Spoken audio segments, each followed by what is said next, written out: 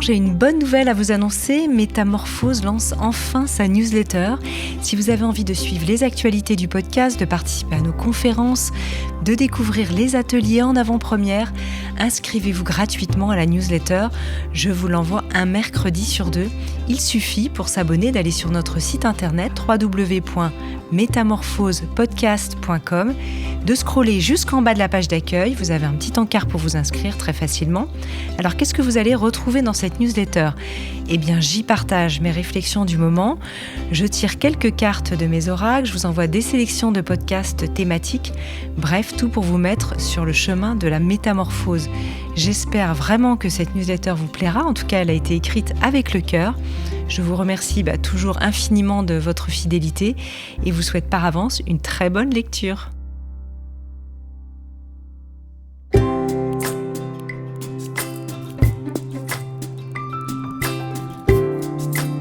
Bienvenue dans la saison 4 de Métamorphose. Chaque semaine, je vous invite à la découverte de sujets lumineux avec des personnalités qui portent une voix d'éveil des consciences. Métamorphose, le podcast qui éveille la conscience. Par Anne Guéquière, tous les lundis et jeudis, dès 7h. La vieillesse n'est pas un défaut ou quelque chose de honteux. Si elle n'est ni sans peur ni sans mots, elle réserve aussi des surprises et des joies à condition de ne pas passer à côté et de s'y préparer. Connue pour sa manière directe d'aborder les tabous actuels que sont la maladie, la mort et l'avancée en âge, mon invité du jour nous invite à considérer que vieillir peut devenir une aventure heureuse, féconde et intéressante.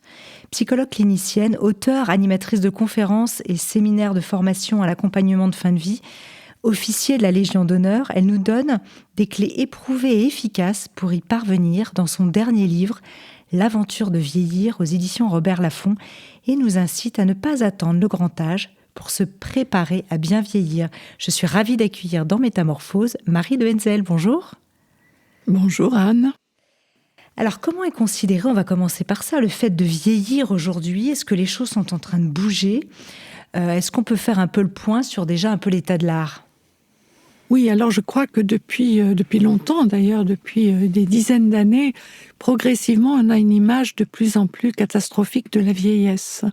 On en parle toujours en termes de diminution, de perte, en termes de déficitaire, incapacitaire.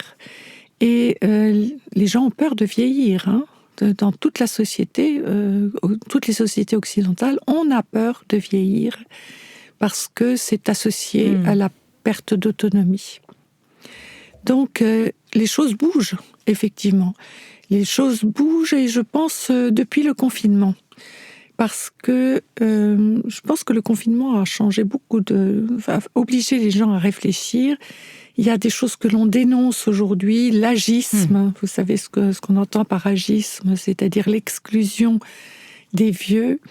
Et puis, il y a ce mouvement citoyen qui est né en France, qui s'appelle le Conseil national autoproclamé de la vieillesse, dans lequel des citoyens de plus de 60 ans se disent on n'accepte plus que les décisions soient prises à notre place par des politiques qui ont en général autour de 40 ans, et nous voulons être consultés sur tout ce qui nous concerne. Donc il y a une volonté, au fond, de prendre à bras-le-corps son vieillir. Et je trouve ça très intéressant. Et puis, vous avez toute une génération, je dirais, de retraités, les boomers, en fait, qui ont beaucoup plus conscience des enjeux du vieillissement. Alors que la génération d'avant, de nos parents, c'est une génération qui se laissait vieillir, je dirais, sans trop se poser de questions. Aujourd'hui, on s'en pose et il y a des prises de conscience très importantes. Est-ce que vous constatez qu'il y a des personnes qu'on n'est pas égaux par rapport à la vieillesse ? C'est-à-dire qu'il y a des personnes qui se sentent vieux avant l'âge et d'autres, au contraire, finalement, qui garderaient, moi je pense à ma grand-mère en disant ça, qui ont une éternelle jeunesse. Et c'est pas du jeunisme, mais c'est une forme d'étincelle comme ça dans les yeux. C'est une jeunesse intérieure, oui. C'est ça. C'est Benoît de Gaulle qui disait que, bien sûr, vieillir, c'est pas drôle, on n'arrête pas de dire aïe, mais c'est ce qu'apporte la vieillesse, c'est la jeunesse du cœur, la curiosité d'esprit. Et c'est vrai que, bien sûr, on n'est pas égaux, de même qu'on n'est pas égaux dans la vie, en fait, hein, de toute façon. Donc, par rapport au vieillir, c'est pareil. Il y a certainement une inégalité. Mais ce qui est intéressant, c'est que cette inégalité, elle est pas tant, je dirais, liée à l'argent c'est une inégalité qui est beaucoup plus liée au fond au regard que l'on porte sur son vieillir. Vous avez des gens qui voient ça vraiment comme quelque chose de, je dirais, où il n'y a plus rien d'intéressant à vivre. Alors, est-ce que c'est parce qu'ils sont déprimés? Est-ce que c'est parce que leur entourage jette ce regard-là sur le vieillissement? C'est possible. Et puis, vous en avez d'autres qui se disent, au fond, c'est une inconnue, c'est une aventure, et acceptons bien sûr, le vieillissement physique, puisque c'est inéluctable, mais ouvrons-nous à tout ce que nous pouvons découvrir de nouveau, apprendre. Et là, nous avons effectivement des personnes qui arrivent au-delà de 90 ans en étant non seulement en assez bonne forme, mais aussi parce que justement, la perte d'autonomie, elle est liée à la perte d'estime de soi. Hein, ça, c'est très important. Et puis des personnes qui sont justement, qui se disent d'ailleurs souvent beaucoup plus heureuses à 90 ans qu'elles ne l'ont été quelquefois à 70. Vous voyez, c'est intéressant quand même d'entendre ça. Oui, absolument. Et c'est vrai que vous citez Laura Adler dans l'article de Libération d'août dernier, 2022, qui dit « Je suis vieille et je vous emmerde » et qui refuse que la vieillesse soit abordée par le prisme du déclin et de la tristesse. Qu'est-ce que vous avez aimé en fait dans ces propos ? Oui, parce que justement, elle dit elle illustre très très bien ce que c'est que de l'envisager comme une aventure, où on voit les choses autrement, une aventure dans laquelle on va justement découvrir des choses, des émotions nouvelles. On sent aussi peut-être qu'on n'a plus rien à perdre, on n'a plus rien à prouver aussi. Donc on se rapproche beaucoup plus de soi-même, peut-être qu'on est beaucoup plus authentique en vieillissant. Et c'est ce que je sens dans ce qu'elle dit, hein. Une authenticité, on a les enjeux ne sont plus du tout les mêmes, on n'a pas de place à défendre. C'est d'une certaine façon, on a sa vie professionnelle, on l'a faite, hein, et c'est donc toute autre chose qui va devenir important, la vie intérieure, ça j'en parle beaucoup dans mon livre, la relation aux autres, la découverte aussi, on peut approfondir des choses que l'on n'a pas eu le temps d'approfondir quand on était plus jeune. Bien sûr, on va revenir sur cette vie intérieure, évidemment, longuement. Est-ce que la sémantique, avant d'en arriver là, est-ce que la sémantique autour de la vieillesse a son importance, c'est-à-dire les mots naufrage, calamité? Quel mot utiliser pour commencer à considérer que vieillir peut être aussi une chance, justement, ce mot de voyage ou d'aventure, qui, moi, me plaît beaucoup? Oui, c'est le terme qui m'a semblé correspondre le mieux à ce que j'entends depuis 15 ans. Hein. Bien sûr, on récuse ces termes de naufrage, de désastre, de calamité, ça ne fait pas de bien. Ça ne fait pas de bien d'envisager les choses comme ça.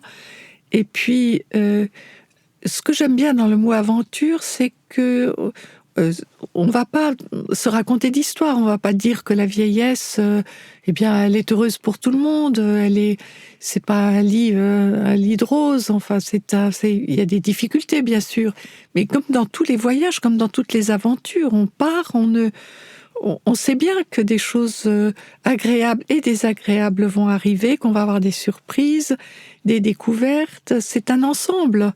Mais ce qui me semble intéressant dans cette façon d'envisager le vieillir comme une aventure, c'est de rester ouvert.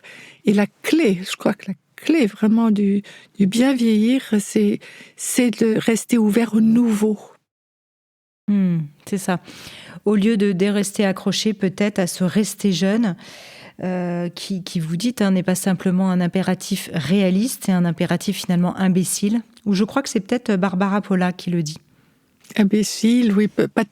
C'est pathétique aussi, parce que quand on voit certaines femmes qui se font complètement refaire le visage pour essayer de rester jeunes et qui finalement arrivent à un résultat qui est une catastrophique, parce qu'on sait très bien que les liftings vieillissent très mal, que c'est vraiment une illusion.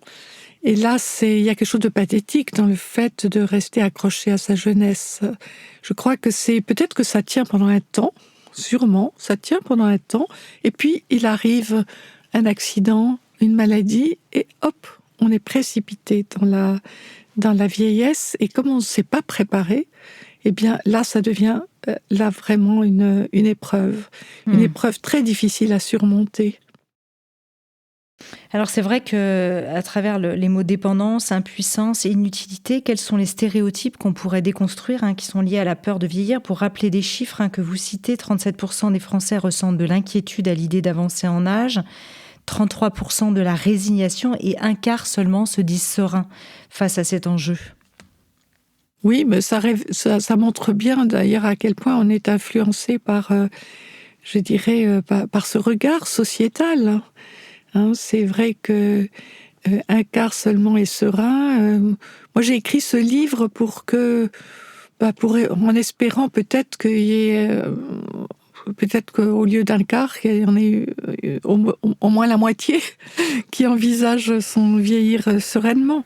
Parce que je crois que on est très très influencé par la publicité, par le regard, le fait même qu'on se rend bien compte aussi que beaucoup de vieux disent qu'ils se sentent exclus, qu'on ne les regarde plus, qu'ils sont devenus transparents, qu'on ne s'intéresse plus à eux. Et vous savez que ça, c'est quand même une chose qui m'a beaucoup frappée. Tous ces vieux qui disent, mais nous, on ne demande pas tellement qu'on s'occupe de nous, on veut qu'on s'intéresse à nous. Parce que c'est ça. Je pense qu'on avance dans cette aventure, d'autant plus qu'on a des choses intéressantes à dire et à transmettre. Et il faut pour ça que les autres, les plus jeunes, s'y intéressent. Donc c'est une vraie révolution qu'il faudrait mettre en place. Là, quand vous dites ça, vous parlez plutôt du grand âge, dans les gens qui se plaignent justement, entre guillemets, d'avoir ce regard? Pas tellement le grand âge. Je pense qu'il y a beaucoup de gens à partir de 80 ans. Vous voyez, moi j'ai 2 postes d'observation. J'ai un poste d'observation des 60-80 et puis des 80-100 ans. Et je peux dire que j'ai rencontré des centenaires qui sont debout, tout droit, qui vivent des choses intéressantes. Et puis vous avez des gens à 60 ans qui commencent à déprimer parce qu'ils se disent, bon, il n'y a plus rien d'intéressant à vivre. Vous voyez ? Ouais, alors qu'on imagine qu'il peut encore leur rester 40 ans. 40 ans, et donc voilà. Alors c'est vrai que, 40 ans, c'est long. Ça veut dire qu'on ne vit pas les mêmes choses à 80 qu'à 60, et à 100 ans qu'à 80, bien sûr. C'est une évidence, mais il y a des choses qui ne vieillissent pas. La curiosité, par exemple, ne vieillit pas. La perception, vous savez que les gens de 90 ans et plus perçoivent de façon très très aiguë, les choses. Ils perçoivent. Quand ils regardent quelque chose, par exemple, ils le regardent avec un regard complètement neuf. Ils voient des choses qu'ils ne voyaient pas quand ils étaient plus jeunes. Donc on voit bien que là, il y a quelque chose qui est quand même très intéressant à découvrir. Des choses qui ne vieillissent pas, la perception, la curiosité, des émotions qui ne vieillissent pas. La joie de vivre, par exemple, est une émotion qui n'est pas destinée à vieillir. Bien sûr, il faut l'entretenir. Il y a la curiosité des autres aussi, l'ouverture aux autres, l'ouverture du cœur, c'est pas quelque chose qui diminue avec l'âge. Bien sûr, je suis pas en train de dire que tout le monde, que toutes les personnes qui vieillissent restent ouvertes de cœur, mais en tout cas, l'ouverture du cœur est pas quelque chose qui est destiné à diminuer. Donc, voilà, beaucoup de choses ne sont pas destinées à diminuer. Alors, est-ce que d'autres cultures peuvent nous initier ou nous donner des modèles finalement inspirants? Évidemment, on pense au Japon, qui est souvent cité en exemple et dont vous parlez aussi, hein. Vous dites chez les Japonais, il y a une formule qui dit Imakara Desu, je ne sais pas comment on prononce. C'est maintenant que tout commence à partir de 65 ans, c'est ça? Voilà. Oui, donc ça, c'est merveilleux. Donc justement, un chemin s'ouvre, hein, tout commence. Les Japonais ont beaucoup réfléchi à cette question du vieillissement, parce que c'est d'abord un pays qui vieillit beaucoup. Hein. Le pourcentage des personnes âgées est très très important. Le pourcentage de centenaires en bonne forme est très important. Donc ils ont mis en place un certain nombre de clés dont je me suis inspirée aussi, parce que je suis allée au Japon et je m'en suis rendu compte sur place aussi. Donc voilà, dans le livre, je donne quelques-unes de ces clés.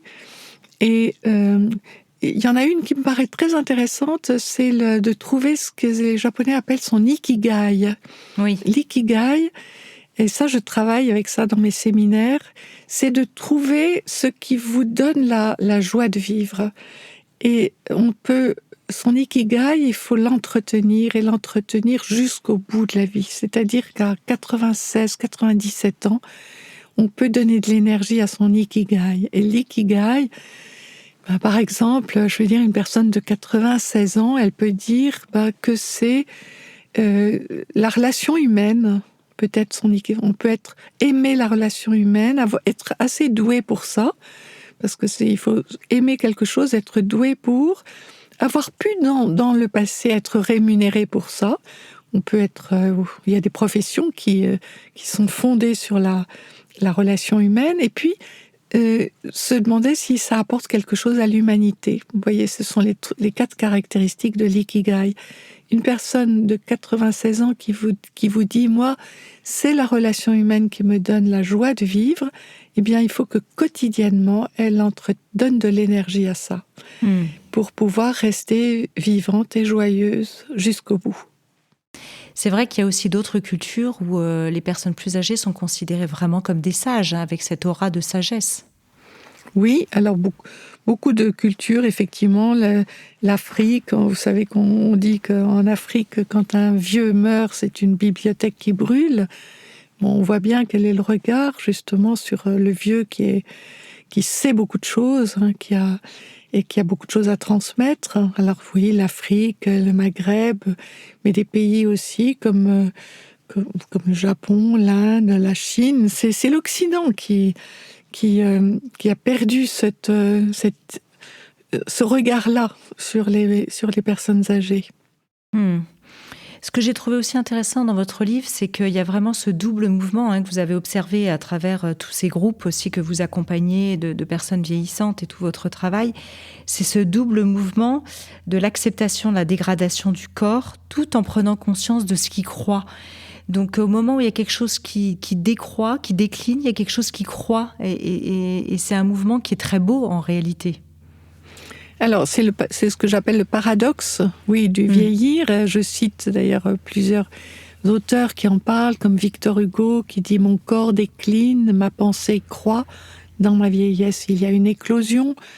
Mais aussi Albert Jacquard, qui dit « Bien sûr, je cours moins vite, je saute moins haut, mais tant que je peux fabriquer en moi des émotions nouvelles, m'enrichir au contact des autres, enrichir les autres, je ne suis pas un être trop vieux.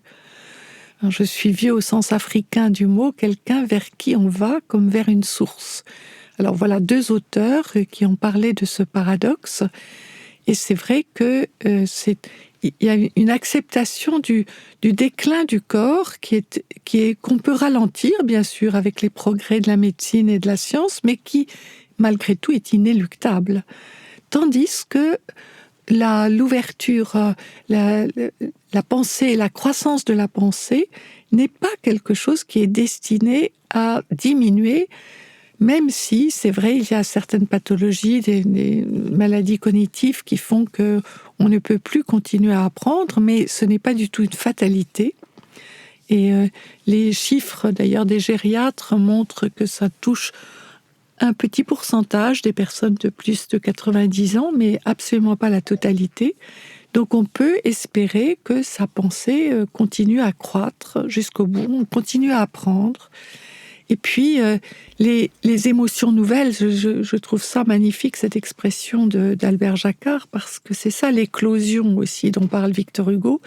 Il y a justement d'une sensibilité, cette sensualité, cette sensibilité qui ne diminue pas avec l'âge, où l'on peut s'émerveiller, par exemple, d'un coucher de soleil ou d'un paysage d'une façon infiniment plus profonde et intense que quand on était plus jeune. Ça, c'est intéressant de voir ça.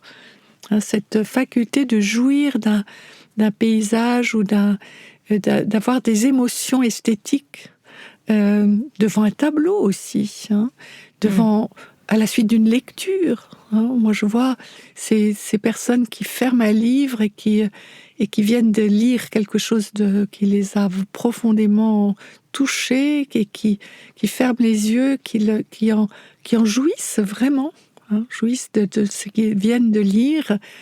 On sent bien que ça n'est pas destiné à diminuer.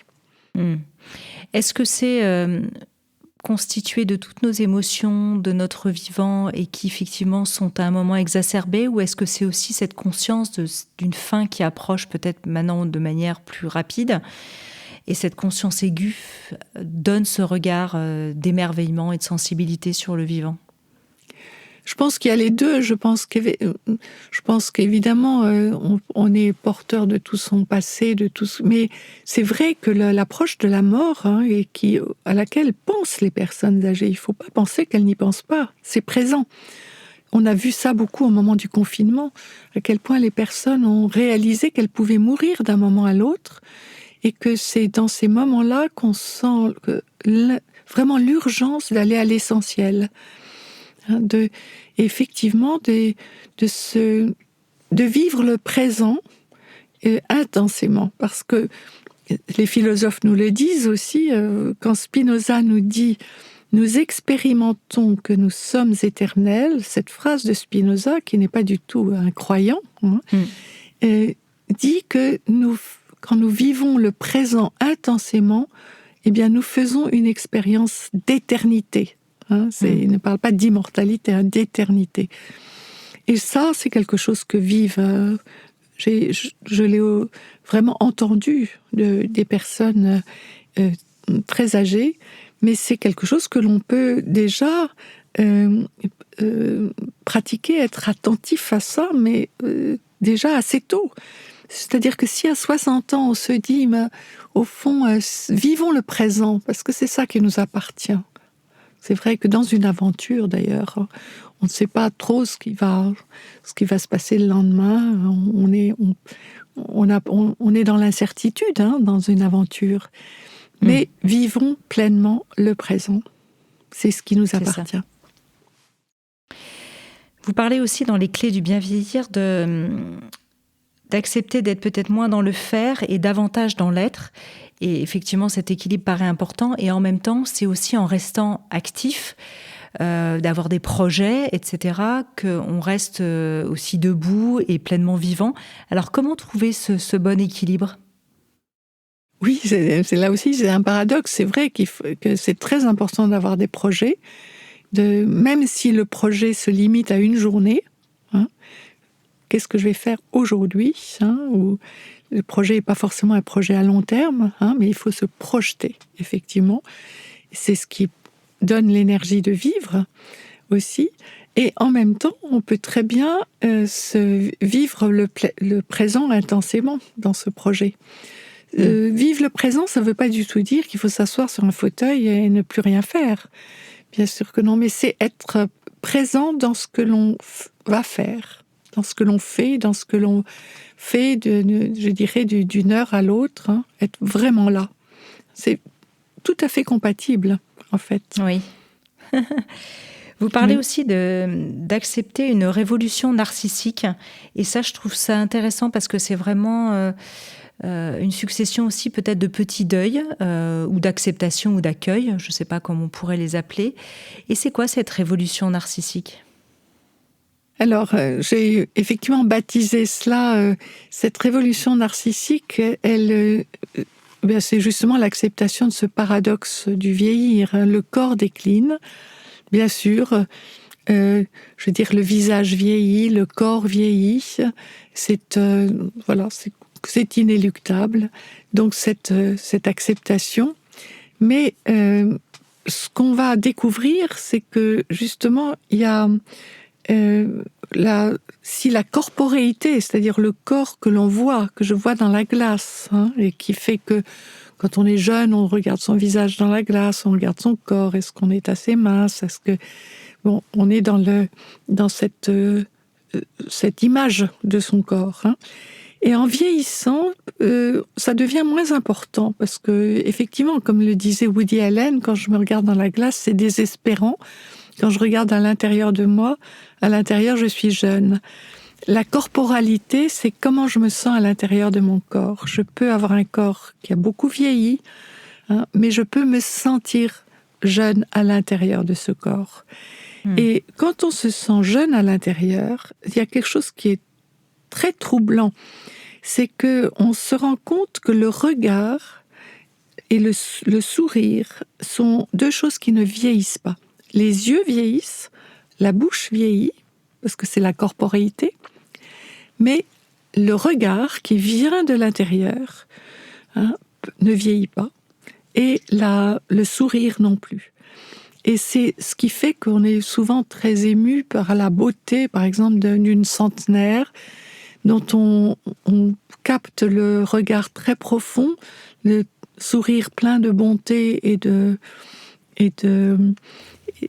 joie intérieure, et on se dit, tiens, finalement, une centenaire peut être belle, parce que quelque chose de l'intérieur passe à travers cela. Alors ça, je le dis beaucoup parce que j'ai vraiment le sentiment que quand, surtout les femmes, parce que c'est peut-être que les hommes souffrent moins de cela, les femmes, quand elles ont compris cela, elles acceptent beaucoup mieux, je dirais, les rides, qui traduisent aussi, je dirais, les expériences de la vie. Vous connaissez cette phrase qui dit « Ne m'enlevez pas les rides, j'ai mis trop longtemps à les faire ». C'est ce qu'on appelle cette révolution narcissique. Certains psys appellent ça aussi le stade des rides.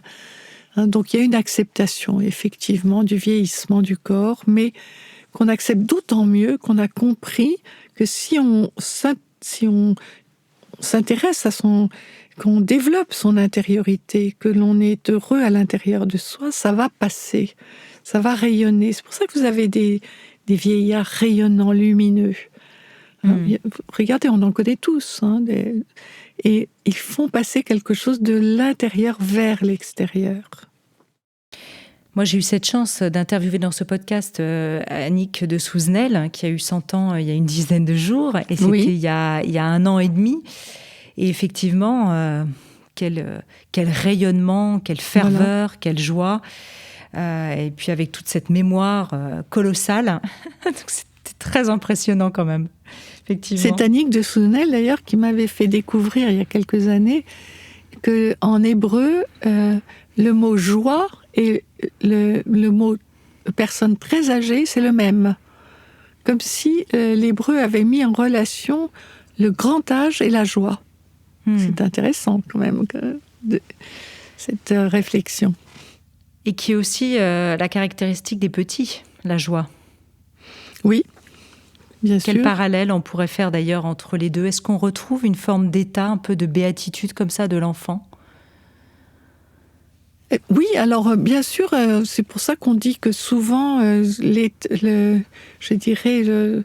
vivre un état d'enfance qui n'est pas du tout de l'infantilisme. Il ne s'agit pas du tout de... C'est très différent. Mais cette capacité d'émerveillement qu'a l'enfant, oui, on voit que des personnes très âgées la retrouvent. C'est vrai. Et ce n'est absolument rien à voir avec...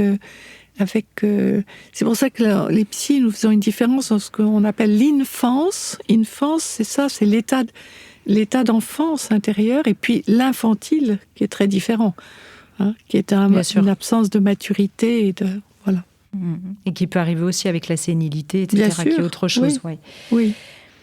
Alors cette idée aussi de fragilité versus la sécurité, c'est intéressant, vous dites, de développer une sécurité de base en fait quand on vieillit.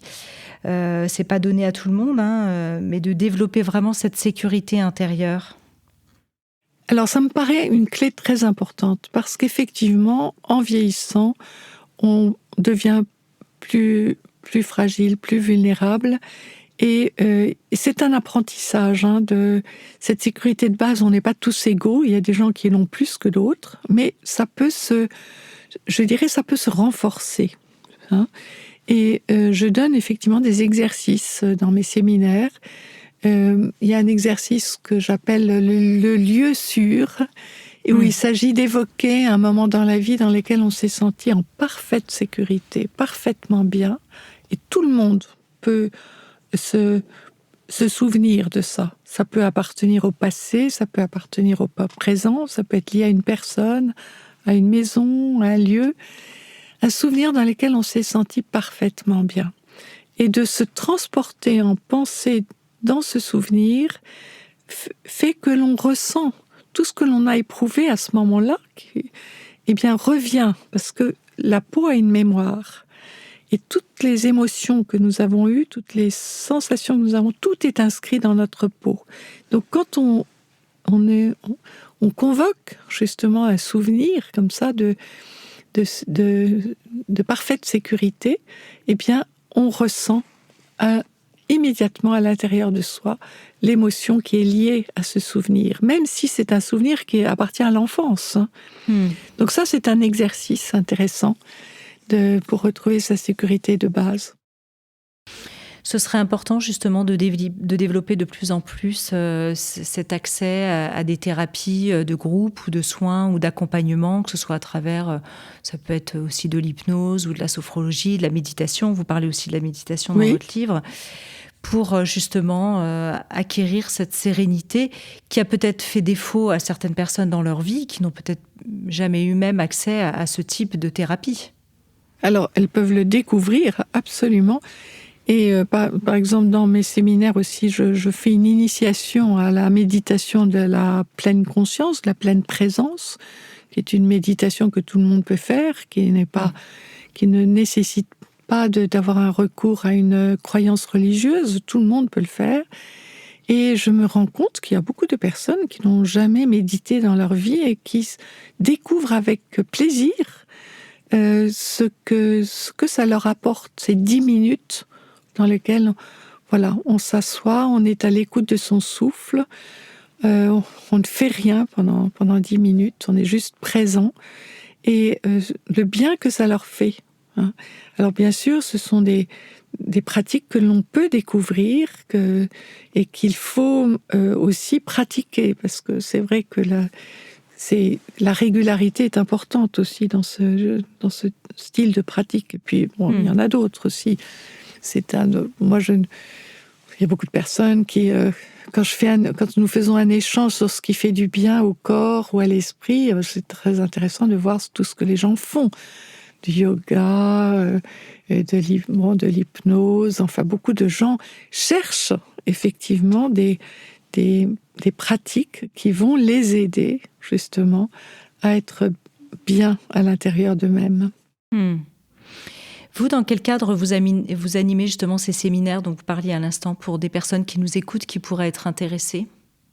Alors moi, je fais ça dans le cadre d'une mutuelle pour les professions des journalistes, la presse, le spectacle, l'audiovisuel. En France, c'est la mutuelle Audience, qui depuis 15 ans me propose justement d'animer ces séminaires. Et moi, je trouve qu'ils ont été pionniers parce que quand ils ont commencé, personne ne s'intéressait à ça. Et je vois bien que là, ça fait 15 ans que je vois défiler des retraités qui, vraiment, je veux dire, avec le recul, je me rends compte à quel point ils disent combien ça les a aidés pendant 3 jours de prendre ce temps pour se poser et réfléchir à toutes les clés dont je parle dans ce livre, toutes les pratiques que l'on peut découvrir et qui réfléchissent vraiment à ce paradoxe. justement de vieillir qui permet de vivre cette aventure. Donc voilà, c'est cette mutuelle-là qui a fait ce pari il y a 15 ans, et je peux vous dire que c'était pas évident à l'époque. Aujourd'hui, c'est peut-être que tout le monde se réveille en se disant on ne peut pas rester avec cette image déplorable de la vieillesse, il faut absolument aider les gens à avoir un autre regard, donc à prendre les bonnes pistes. Hein. Mais je peux vous dire qu'il y a 15 ans, c'était pas joué d'avance. Oui. Alors, autre chose importante, c'est apprendre à faire le ménage aussi dans sa vie. Et là, vous parlez d'exercice des 3 R, que je crois que vous pratiquez aussi pendant ces ateliers. Oui. Regret, remords, rancune, et qui sont des émotions qui deviennent peut-être plus lourdes à porter avec l'âge, ou en tout cas, on est peut-être plus conscient de les porter. Alors voilà, je pense que ce que j'ai observé d'ailleurs en me promenant aussi beaucoup dans les EHPAD, et en étant aussi en contact avec cette mauvaise vieillesse, entre guillemets, c'est-à-dire une vieillesse tourmentée, malheureuse, qui existe, je me suis rendu compte que beaucoup de ces personnes traînent derrière elles beaucoup d'émotions. Elles ont beaucoup d'émotions négatives et elles traînent des valises très lourdes, remplies de remords, de rancunes, de regrets. Et je me suis dit, mais au fond, c'est une clé très importante que d'alléger ces valises suffisamment tôt. Et alors quelquefois on peut pas tout alléger, mais en tout cas d'essayer de les alléger au maximum. Et on a tous des regrets, des remords, des rancunes. Il faut les identifier, c'est ce que nous faisons chacun est invité à faire ça. Je ne demande jamais ce qu'il y a dans les valises des gens parce que c'est trop intime, trop personnel, et que mes séminaires ne sont pas non plus des groupes de thérapie. Mais par contre, nous échangeons sur les moyens que nous connaissons pour vider ces valises, pour les alléger. Et là, c'est très intéressant ce que les gens disent, parce que chacun, avec son expérience, a expérimenté certaines choses. Je veux dire, l'écriture, je dirais beaucoup de moyens d'alléger qui peuvent être psychologiques, qui peuvent être aussi de l'ordre de relationnel, d'aller voir les personnes, de pouvoir parler avec elles. Mais il n'y a pas vraiment, je dirais, une façon d'alléger, donc il y en a beaucoup. Et c'est pour ça que je tiens beaucoup à cet échange en groupe, qui est très riche. Parce que les gens parlent à partir de leur expérience. Ils se disent, moi, voilà, j'ai une rancune très importante là. Eh bien, voilà comment j'ai essayé de me libérer de cela. Et ce partage-là aide beaucoup les autres. Donc, je vais pas donner des clés particulières, mais dire qu'il y a beaucoup de façons d'alléger ces valises, et qu'il faut y réfléchir suffisamment tôt, là encore, parce que je pense que c'est pas à 95 ans que l'on vide une valise qui est pleine de rancune, par exemple. C'est un peu tard. Oui, le pardon peut aider aussi. Le pardon, bien sûr, qui n'est pas facile, mais bien sûr, qui est nommé souvent comme extrêmement libérant. Mais il faut y arriver, c'est vrai. Quelquefois, il faut aussi tout un travail préparatoire pour y arriver, parce que dans le pardon, il faut se poser la question de savoir quelle est aussi sa part dans ce qui s'est... dans une relation, quand les choses se passent pas bien, évidemment, on est deux, donc il faut... Si on est simplement dans la projection que c'est l'autre qui a tous les torts, c'est difficile, Donc, il faut aussi se demander quelle est sa part de responsabilité, et on chemine comme ça aussi on se pardonne à soi-même, on pardonne à l'autre. C'est un chemin, Et ce qui m'a intéressé dans un des séminaires que j'avais fait, c'est que quelqu'un m'avait évoqué le chemin de Saint-Jacques-de-Compostelle qu'il avait fait. C'était un homme qui était arrivé à la retraite, et il avait consacré ces 3 mois de marche vers Saint-Jacques-de-Compostelle à cette tâche particulière, justement, de vider ses valises. Et il dit que quand il est arrivé au bout de 3 mois, il se sentait léger. Ouais, c'est très touchant, hein. Oui. Effectivement. Du coup, j'en ai oublié ma question. Ah oui, je pensais aussi, évidemment, quand on parle de remords, de rancune, etc., des secrets de famille. Et ça, vous en parliez aussi dans un de vos livres cultes, hein, La mort intime, qui est un livre qui m'a beaucoup inspirée dans ma jeunesse, justement. Et c'est vrai que ces secrets de famille, parfois qui peuvent être lourds à porter, qu'on a envie de transmettre, mais on ne sait pas forcément de quelle manière, parce que comment ça va être reçu par les générations suivantes, que ce soit ses enfants, ou ses petits-enfants, ou ses proches. Oui, là aussi, je pense qu'il faut... c'est vrai que les secrets font beaucoup de mal, hein, parce qu'ils cheminent dans l'inconscient. Hein, donc là aussi, il faut essayer de voir comment on peut faire la lumière, hein, sur un certain nombre de choses. Et puis, ça demande aussi beaucoup de réflexion sur la manière de transmettre aussi. Je pense qu'il faut beaucoup dialoguer autour de tout ça, hein, et être à l'écoute aussi de l'impact, hein, de la révélation de ces secrets. Donc il faut un accompagnement, ça se fait pas comme ça de façon brutale et lapidaire, hein, bien sûr. C'est vrai que quand on parlait d'intériorité tout à l'heure, il y a cette magnifique phrase, hein, de saint Paul, « Tandis que notre homme extérieur s'en va en ruine, notre homme intérieur se renouvelle de jour en jour ». Est-ce que vous voyez que des personnes qui avaient déjà une vie intérieure finalement assez intense ont l'air d'aborder ce passage et ce voyage de manière peut-être plus sereine, ou pas forcément? Alors, pas tout le monde, bien sûr. C'est vrai que là aussi, hein, c'est un grand mystère de savoir pourquoi certaines personnes peuvent faire ce chemin-là et d'autres pas. J'ai pas la réponse, à vrai dire, mais ce qui est troublant, c'est de voir ces personnes souvent atteintes d'une maladie très invalidante, hein, et qui fait que justement on va, je dirais, perdre toute maîtrise, hein, tout contrôle du corps, et puis que il ne reste plus que l'intériorité, hein, justement, on ne peut plus rien faire, on n'est plus que dans l'être, et vous avez des personnes qui y arrivent parce que la clé, c'est le lâcher-prise. Seulement, là aussi, c'est pas simple. Mais il y a des gens qui lâchent prise complètement, et c'est une vraie clé. Parce qu'à partir du moment où on lâche prise, et j'en parlais il n'y a pas très longtemps avec un de mes co-auteurs, Bertrand Vergely, avec qui j'avais écrit Une vie pour se mettre au monde, il me disait, quand on lâche prise, on fait une expérience spirituelle de haut niveau.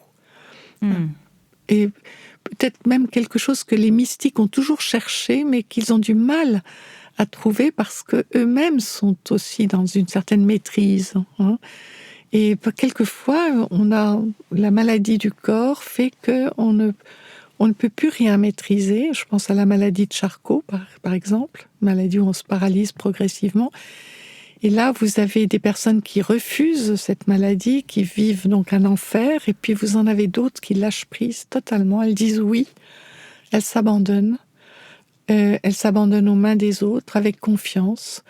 Et là, elles vivent quelque chose d'intérieur, d'extraordinaire, qui est, je vous dis, que des mystiques ont cherché à atteindre, et c'est assez troublant de voir ça, qu'effectivement il faut que le corps soit complètement réduit à l'homme extérieur, réduit à rien, pour que l'homme intérieur, justement, prenne toute sa place. Je l'ai observé, ça, quand j'étais en soins palliatifs. J'ai encore eu des témoignages récents, hein, de cette manière-là de vivre les choses, qui est possible. Mais pourquoi certains y arrivent et d'autres pas? J'avoue là vraiment que j'ai pas la réponse. Celle qui nous initie et qui vous touche aussi, on le sent, et qui nous précède sur ce chemin, c'est Christiane Singer, dans son livre aussi, Dernier fragment d'un long voyage. Voilà, donc Christiane Singer, Christiane était quelqu'un que j'ai rencontré un mois avant sa mort, et qui, je dirais, sa maladie, où elle disait qu'elle vivait un enfer zébré de grâce. Oui, c'est intéressant, le paradoxe. Un enfer zébré de grâce. Ça disait bien elle souffrait, mais à certains moments, justement, il y avait vraiment une ouverture. Et ce qui m'a frappé chez Christiane, c'est qu'elle était quand même une personnalité qui avait un ego assez fort. C'était une conférencière qui, quand elle était sur une estrade, elle avait une présence très forte. Enfin, c'est un ego qui était au service d'ailleurs de ce qu'elle avait à transmettre. Mais quand je l'ai vue dans son lit de soins palliatifs, complètement devenir une toute petite chose transparente, avec un immense regard, j'ai été très très émue justement par cette transformation. Et elle avait elle disait que justement, elle était vraiment, c'est l'homme intérieur, enfin son intériorité qui était là, et c'est là qu'elle avait des paroles extraordinaires sur l'importance de l'amour, disant qu'il n'y avait que ça finalement. Et il faut toucher vraiment le fond, vraiment être au fond des choses, être complètement impuissante, pour pouvoir sentir cette valeur extraordinaire de l'amour. Alors quand on parle de l'amour, on parle aussi d'une autre forme peut-être d'éros, de la tendresse, mais aussi de la sexualité. C'est vrai que ça reste un sujet parfois si dérangeant, la sexualité des seniors au sens large. On a l'impression que la sexualité, même passé 50 ans, devient dérangeante. Donc, on est déjà senior, cela dit, à 50 ans, mais c'est vraiment encore un grand tabou dans notre société, ça. Alors, je me suis attaquée, oui, à ce tabou, et dans 2 livres, L'âge, le désir et l'amour, et aussi ce livre que j'ai écrit avec Philippe Guton, qui s'est spécialisé toute sa vie dans l'adolescence, et puis ensuite dans la sénescence, et nous avons écrit un livre qui s'appelle « Et si vieillir, libérer la tendresse ». Et effectivement, c'est très intéressant de voir que, au fond, quand on se construit dans la vie, on se construit beaucoup justement sur la maîtrise, mais sur l'emprise aussi dans nos relations aux autres, et que, en vieillissant, on passe de l'emprise à la déprise. Et c'est dans ce passage-là que se faufile la tendresse, qui était peut-être un peu prisonnière du fait qu'on soit dominé par l'emprise, qui est quand même aussi l'emprise, c'est un peu le pouvoir sur l'autre, le désir de possession, qui est en fait très présent aussi dans la sexualité. Et là, on voit émerger une sexualité différente, autre, qui est plus tendre, plus sensuelle, plus relationnelle, plus à l'écoute, dans lesquelles on n'attend pas un résultat quelconque, mais on est dans le plaisir de la rencontre, y compris charnelle avec l'autre.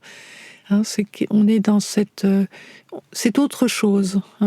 Et donc, c'est vrai que cette sexualité autre, pour ceux qui ont la chance de pouvoir le vivre, parce que beaucoup de personnes ne peuvent pas à cause de la solitude, mais pour ceux qui ont la chance de pouvoir la vivre, c'est évidemment quelque chose qui permet aussi de vivre cette aventure de vieillir beaucoup plus, je dirais, de façon beaucoup plus joyeuse et avec beaucoup plus d'énergie, parce que ça donne effectivement beaucoup d'énergie. Mais c'est vrai, comme vous venez de le rappeler, certaines personnes aimeraient peut-être encore pouvoir goûter à cette sensualité, sexualité, être dans un éros, mais hélas, vivent aussi une forme de solitude. Et là, vous nous donnez aussi des clés sur cette idée d'être un bon compagnon, une bonne compagne, en fait, pour soi-même. Alors, je fais la différence entre l'isolement et la solitude, parce que l'isolement, c'est un poison, ça c'est clair. Et on sait que on a beaucoup d'exemples de personnes qui dépérissent, je dirais, à cause de l'isolement. La solitude, c'est autre chose. Elle est ontologique. Et plus on vieillit, et plus on la ressent, cette solitude. Parce que nous sommes au fond seuls devant les questions fondamentales de notre vie. Nous sommes chacun seuls. Il y a une solitude propre à chacun. Et c'est une solitude qui peut bien se vivre. Il y a une bonne solitude, à condition qu'on soit un bon compagnon pour soi-même, et à condition qu'on ait une vie intérieure qui est riche. C'est-à-dire que, et on voit bien que des personnes âgées aiment leur solitude, elles ont besoin de ça, elles ont besoin de réfléchir, d'aller visiter leur maison intérieure, de s'approfondir. La solitude est nécessaire pour ça. Donc, et puis vous en avez d'autres qui ont ça n'est pas du tout incompatible avec le désir de contact, le désir de rencontre. On peut vivre les deux, bien sûr. Mais respecter ce besoin de solitude me paraît important, et surtout changer de regard en se disant que la solitude, ce n'est pas ce qu'on dit, c'est pas uniquement une catastrophe. Là aussi, il peut y avoir une bonne solitude bien vécue. Et je renvoie souvent à ce livre de Jacqueline Kellen sur l'esprit de solitude, qui nous donne beaucoup de clés, justement, pour accepter ça. Je l'ai reçu dans ce podcast au sujet de Marie-Madeleine, qui était son premier livre. Mais effectivement, intéressant de donner aussi cette référence sur la solitude. Il manque des choses là, sur une solitude par contre subie, qui est un poison, vous le rappeliez, au niveau sociétal, qui pourrait encore être mis en œuvre. Bien sûr, parce que la solitude subie, donc c'est-à-dire en fait qui est due au fait qu'on ne peut pas partager des choses qu'on a envie de partager avec d'autres, que certaines personnes, vous savez qu'il y a un nombre incroyable de gens qui n'ont jamais personne au téléphone.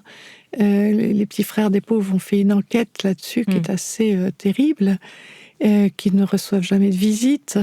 Ça, c'est vraiment, je dirais, cette solitude-là, c'est vraiment un fléau.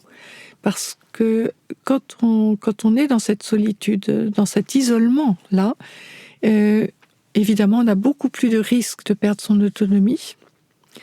C'est une des raisons, d'ailleurs, pour lesquelles les personnes qui choisissent d'aller dans des habitats différents, qui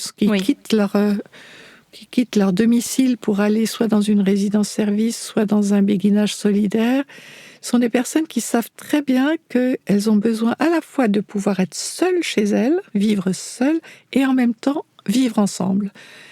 De pouvoir partager avec d'autres, et partager avec d'autres de la même génération, en fait. Et là, j'ai toute une réflexion actuellement. Je me dis que on parle beaucoup, vous voyez, de solidarité intergénérationnelle. Et moi, de plus en plus, je me rends compte que les gens n'y croient plus tellement. Parce que les enfants, ils ont leur vie, des vies difficiles, ils sont parfois dans d'autres pays, ils ne sont pas du tout géographiquement à côté, et que il y a cette idée qu'il pourrait y avoir une autre solidarité qui est plus horizontale, on pourrait dire. Ou intergénérationnelle, c'est ça ? Oui, intergénérationnelle. Un peu comme ce que les Japonais ont expérimenté avec leur concept du moai, les communautés de centenaires, vous savez, ils sont 8 centenaires dans un quartier, dans un village, dans un immeuble, qui établissent un contrat de non-abandon entre eux. Alors, ils font des choses ensemble, tout en vivant seuls dans leur appartement. Ils font des choses ensemble, ils se soutiennent moralement ensemble, et puis même, s'il y en a un qui a des difficultés financières, les autres contribuent. Ils vont très loin dans leur contrat de non-abandon. On n'en est pas encore là en France. Non. Mais peut-être qu'on pourrait être amené à y venir, parce que là aussi, je ne sais pas, je pense qu'il y a toute une réflexion sur cette solidarité entre personnes de la même génération. Pourquoi ? Parce que là aussi, on ne vieillit pas tous pareil. C'est intéressant de voir les études des gérontologues sur le vieillissement, la fragilité, qui montrent que vous avez des personnes à 90 ans qui ont un vieillissement robuste, et d'autres qui, à 70 ans, ont déjà un vieillissement fragile. Donc on voit bien que si vous prenez un groupe, par exemple, de 8 personnes du même âge, eh bien, statistiquement, il y a peut-être 2 qui peuvent être plus fragiles et les autres peuvent être robustes. Donc ils peuvent s'aider, hein. On peut aider les autres, même s'ils sont plus fragiles que soi, pour tout ce qui est de la convivialité, de je sais pas, jouer aux cartes ensemble, parler ensemble, regarder un film ensemble, jardiner ensemble, faire la cuisine, enfin, il y a des tas de choses que l'on peut faire. Et puis on peut, quelqu'un qui ne peut plus se lever, on peut justement le partager un repas avec cette personne. Beaucoup de choses que l'on peut faire ensemble, hein, même si les personnes sont plus fragiles. Cette réflexion-là, je la trouve... on est au début de cette réflexion-là en France. Moi, je trouve ça génial, hein, vraiment, d'apporter ça et puis de le redire aussi dans cette émission, hein, de pouvoir partager, parce que comme vous le dites, ces personnes de même génération ont des préoccupations du coup communes, ont traversé la culture en fait en commun de toute une époque, etc. Et c'est ça qui manque aussi forcément quand on vieillit. Les amis disparaissent, les repères du coup disparaissent, alors que là, on garde en fait ce terreau-là. Oui. Et puis, les personnes parlent beaucoup entre elles, et je me rends compte qu'elles en ont besoin, justement, de parler entre elles. Oui. Oui. Ce que j'ai observé, on arrive à la fin de cette émission aussi autour de moi, et peut-être ça peut donner, je ne sais pas, de l'espérance si vous confirmez ça, pour celles et ceux qui nous écoutent ou qui ont des parents qui sont concernés. Parfois, on a l'impression que ça va être la fin pour un proche qui est âgé, ça va plus. On a l'impression qu'il y a quelque chose de l'ordre vraiment de la mort qui arrive. Et puis, il suffit de changer peut-être de contexte, être dans un contexte plus entouré, plus joyeux. Et puis, en fait, ce qu'on pensait être un peu la fin, eh ben non, ça repart. D'ailleurs, les problèmes de santé s'améliorent. Et hop, on a l'impression que c'est reparti, parfois pour 10-15 ans, à nouveau. Oui, oui, bien sûr, ça peut arriver, bien sûr. Je pense qu'effectivement, peut-être que des personnes se dépriment ou se laissent aller quand elles se sentent justement isolées, qu'elles ont l'impression que plus personne s'intéresse à elles. Et parfois, il suffit de s'intéresser à quelqu'un pour lui redonner une certaine énergie, c'est vrai. Mais vous avez aussi, là il faut le dire aussi, des personnes qui arrivent au bout de leur vie et qui peuvent avoir un regain d'énergie parce qu'elles sentent qu'elles vont partir, hein, et ce regain d'énergie est mis au service d'une dernière tâche qui est justement de transmettre quelque chose, de transmettre soit par la parole, soit par le regard, un geste, de transmettre quelque chose aux autres avant de mourir. C'est vrai que vous avez parlé tout à l'heure un petit peu de la transmission, qui était vraiment quelque chose de très important. Oui, et c'est une des réflexions, enfin c'est un des thèmes qu'on aborde beaucoup dans mes séminaires, oui.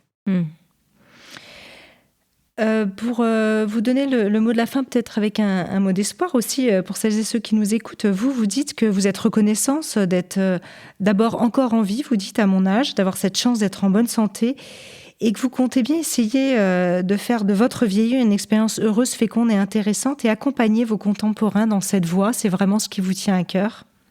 Absolument. Et ce vœu, ça s'appuie vraiment sur cette expérience que j'ai depuis une quinzaine d'années. Vous voyez, j'ai énormément appris en écoutant les personnes, à la fois de ma génération et un peu plus âgées que moi. J'ai énormément appris sur ce que l'on peut vivre entre 60 et 100 ans. Et je me suis dit, là, il faut vraiment le dire, parce que j'ai l'impression que c'est quelque chose qui ne ressort pas assez. On ne met pas la lumière là-dessus. Donc, je pense que beaucoup de personnes de mon âge, de ma génération, ont envie d'avancer dans la vie comme dans une aventure, justement, en accueillant tout ce qu'il peut y avoir de nouveau, en se disant aussi qu'elles peuvent aussi traverser des épreuves, parce que bien sûr, ça fait partie de l'aventure aussi, mais de savoir qu'on a aussi en soi une force intérieure, peut-être aussi des clés à l'intérieur qui permettent de traverser aussi les moments plus difficiles. Oui, très bien. Eh ben, c'est parfait. Merci infiniment, Marie de Hentzel, pour cet entretien, pour reprendre vos mots aussi heureux, féconds et intéressants aussi, qui nous permet de voir la vieillesse comme un chapitre, finalement, une nouvelle aventure qui est aussi pleine de promesses. Je rappelle le titre de votre dernier livre, L'aventure de vieillir, qui sort tout juste aujourd'hui, qui a été publié chez Robert Laffont. Et puis on en a cité certains de vos ouvrages, comme La mort intime, évidemment, L'art de mourir, puisqu'on parlait de la mort en collaboration avec Jean-Yves Leloup, qui était un livre beaucoup plus ancien. Nous ne nous sommes pas dit au revoir, ou Le souci de l'autre. C'est votre combienième livre, là, celui-ci ? Je crois que c'est le 22e livre. Alors voilà, donc évidemment, je ne vais pas tous les citer, mais on peut les retrouver évidemment sur vos réseaux sociaux et vous retrouver sur Internet. Merci beaucoup, merci infiniment. Merci Anne. Si vous avez aimé ce podcast, n'hésitez pas à lui donner 5 étoiles sur Podcast Addict et surtout abonnez-vous gratuitement sur votre plateforme préférée pour ne manquer aucun épisode. Découvrez mes invités en avant-première sur Instagram à l'adresse Métamorphose Podcast et abonnez-vous aussi gratuitement dès maintenant à la newsletter Métamorphose pour être au courant de nos conférences, ateliers et de nos dernières actualités. Pour ça, rendez-vous sur notre nouveau site www.métamorphosepodcast.com. Métamorphose, le podcast qui éveille la conscience. Par Anne Guéquière, tous les lundis et jeudis, dès 7h.